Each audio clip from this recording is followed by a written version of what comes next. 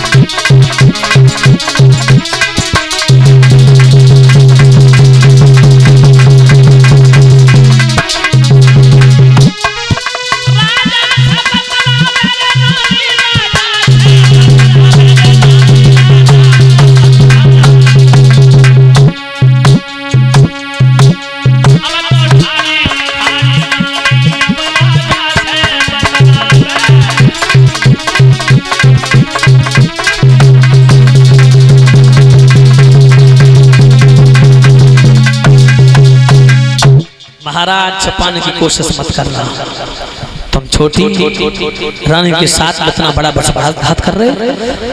बताओ महाराज, जब हमारी शादी हो गई आई थी तब तुमने ये वचन दिया था, मेरी सौगंध उठाई थी कि कभी तुझे छोड़ करके कभी मैं सौत से मिलने नहीं जाऊंगा, और तुम सारी रात सौत में आ रहे, तुम्हारे नेत्र बता रहे। राजा ने सोचा अगर दब गई तो सर के ऊपर सवार हो जाएगी, जब आंगन को उठाएगी नाचे लगेगी, नंगा नाच करेगी, इसीलिए इसकी जबान में ताला डालने का प्रयास करना चाहिए। राजा सोचने लगे क्या करूं, अब सच्चाई तो खुल गई भाई, अगर दब गए तो सर पे सवार हो जाएगी। राजा तान पात कहने लगे क्या कह रही? मैं सही कह रही हूँ। क्या कह रही? फिर बोलना। सुरची कहने लगी आप सोच क्या रहे हैं, सारी रात आपने सोच के आंगन में गुजारी। राजा तान पात कहने लगे कमीनी, दोबारा अगर ऐसा शब्द बोला तो तेरी जबान खींच करके बाहर कर दूंगा। तेरे पीछे मैंने उसे भिखारन बना दिया, तेरे पीछे मैंने दर दर भटकने पर उसे मजबूर कर दिया, तेरे पीछे मैंने उसे घर से बाहर निकाल दिया, तेरे पीछे मैंने उसे एक काग बिड़ार नहीं बना दिया, तेरे पीछे मैंने उसकी जिंदगी को तबाह कर दिया, तेरे पीछे मैंने उसकी सुंदर बगिया को उजाड़ दिया, और फिर भी अगर तुझे नहीं तसल्ली है तो ले तलवार, उसे मार के जाकर के खत्म कर दे उसे। सारे दिन जंगल में हिरन का शिकार करने के पीछे, सारे दिन एक हिरन का पीछा किया, शिकार करने के वास्ते दौड़ते रहे, मगर हिरन हाथ नहीं लगा। शाम को जब आए तेरे दरवाजे पर आकर के मैंने दरवाजे को खटखटाया तो तेरा दरवाजा बंद था, तू सो रही थी, तुझे ये भी ज्ञात नहीं है मैं जीवित हूं या मारा गया, तुझे ये भी दुख नहीं था कितना समय हो गया मैं अभी नहीं घर आ पाया, तुझे कोई मतलब नहीं, मेरी मृत्यु का तुझे, मेरे जीने से या मृत्यु से तुझे कोई वास्ता नहीं, कोई लेना देना नहीं। धन्य है आज तेरे असली रूप को मैंने देखा है। वास्तव में वो भी औरत थी, जब तक मैं आज नहीं जाता था तब तक भोजन की कौन के पानी भी नहीं रखती थी अपनी जबान पर, और तू गहरी निद्रा में सो गई। सारा दिन हो गया हिरन के पीछे पीछे, सारी रात भी गुजर गई। जब आया मैं तेरा दरवाजा बंद नजर आया, इसी दरवाजे पर लेटे लेटे रात गुजारी, मच्छरों ने मुझे काटा, अभी प्यास लगी थी तो कुआं पर पानी पीने के लिए चला गया था। स्वामी बोल तो आप गए नहीं थे स्वामी? बिल्कुल नहीं गई।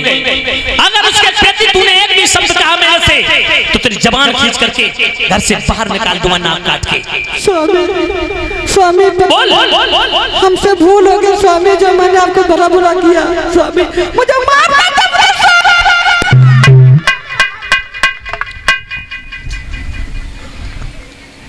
माता बहनों भाई बंधु रानी बोली महाराज मुझे माफ करना, मेरी जबान इतनी गंदी हो गई, पता नहीं क्या से क्या निकल जाता है मुंह से, मुझे माफ करना। आप चलो अंदर, अंदर चलो आप पहले स्नान कर लो, मैं पानी भर के रख देती हूँ, उसके बाद में भोजन बनाती हूँ, आप जल्दी स्नान करने के बाद आ जाओ, ताजा ताजा भोजन बना करके मैं तुम्हें खिलाऊंगी, मुझे माफ करना पिया, मुझे माफ कर दो। माता बहनों भाई बंधु राजा ने मनी मन में सोचा बंदर घोड़ की काम कर गई हैं, पानी का इंजेक्शन काम कर गया। हाँ, राजा सोचने लगे अगर सर पे सवार हो जाती तो फिर समस्या खड़ी हो जाती, लेकिन धोखे से काम बन गया। माता बहनों राजा को आनंद पूर्वक रानी सुरची ले गई अंदर, भोजन पान कराया। प्रमाण मिला है उसी रात्रि को रानी सुनीति, झोपड़ी में बड़ी रानी जेठी रानी सुनीति ने गर्भ धारण किया। इधर महलों में छोटी रानी सुरची ने भी गर्भ धारण किया।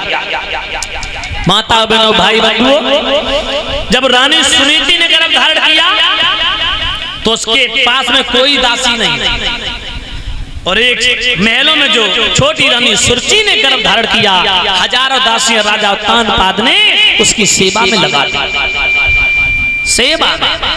और जिस दिन से गर्भ धारण किया रानी सुरची ने, पलंग नहीं छोड़ा पहनाओ, बिल्कुल। बड़ी रानी सुनीति ने गर्भ धारण किया जिस दिन से, उस दिन से खेतों में नाच बटोरा है, सारे दिन काग उड़ाती हैं। काग उड़ाने के बाद माता बहनों जो खेतों का नाज होता है ना, नाज बटोर करके एक एक करके एक एक बीन करके दाना, उसी को पीस करके उसी आटे को उसी का भोजन रोटी बना करके अपना पेट पाल रही है। देखिए किस्मत।